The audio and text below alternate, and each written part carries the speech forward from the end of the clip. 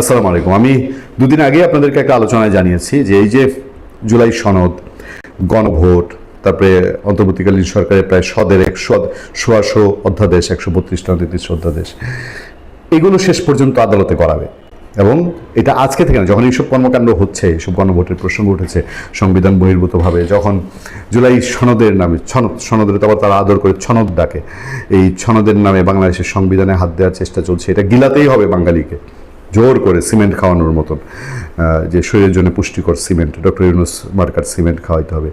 ওই সিমেন্টের মতন খাওয়ানোর জন্য এখন আবার ওইটার যে সাকি বলে না, সাকি বলে, কেউ আবার খেদমতগার বলে, বিয়ে শাদিতে দেখেন না যে যারা বাড়ে তাদের আবার কারা দাবি থাকে, এরকম এই বাড়ার কাজটা দিয়ে গেছে বিএনপিকে বাঙালিকে খাওয়ানোর জন্য। এইসব জিনিস আদালতে উঠবে, আদালতে চ্যালেঞ্জ হবে। এইটা আমাদের কথা না, এটা বাংলাদেশের বড় বড় সংবিধান বিশেষজ্ঞ যারা, আইনজ্ঞ যারা, তারা দীর্ঘ সময়ে বিভিন্ন জায়গায় আপনারা টেলিভিশনে দেখে আসছেন, টকশোতে দেখে আসছেন, আমাদের এখানে যারা শো করছেন তারাও বলে আসছেন, শুধু জুলাই সনদ, গণভোট বা এই সরকারের, ইউনূস সরকারের প্রজ্ঞাপনগুলো নয়, সেই সাথে আন্তর্জাতিক অপরাধ ট্রাইব্যুনালের কর্মকাণ্ড, অনেক কিছুই চ্যালেঞ্জে পড়তে পারে সামনে আইনের শাসন, সুশাসন প্রতিষ্ঠা হলে।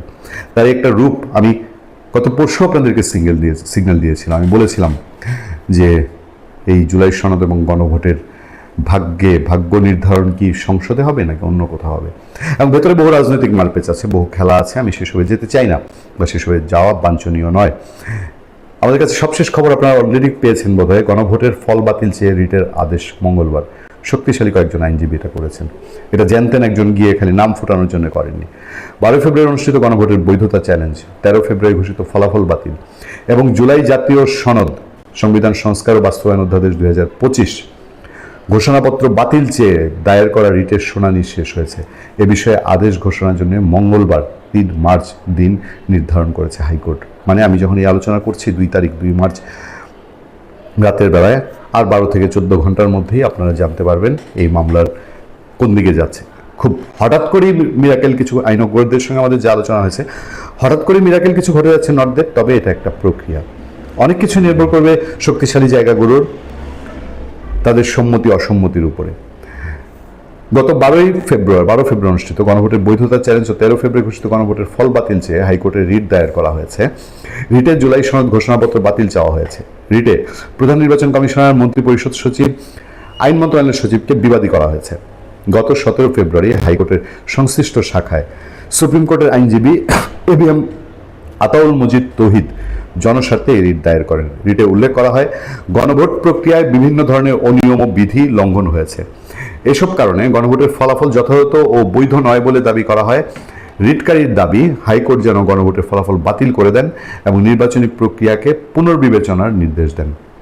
খুবই শক্তিশালী আবেদন। আইনজীবী তৌহিদ তিনি বলছেন, রাজনৈতিক ও সামাজিক স্বার্থে এই রিট করা হয়েছে।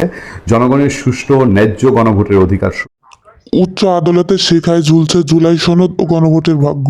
অনিয়মযুক্ত না হয় তবে তার ফলাফলও বৈধ বলে গণ্য হতে পারে না।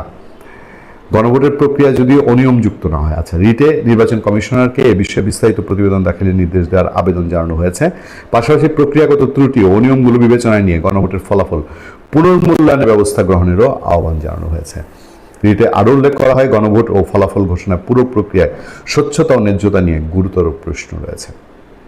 আমি শুধু এটুকুই বলবো দর্শক, খেলা বহুদূর বাকি।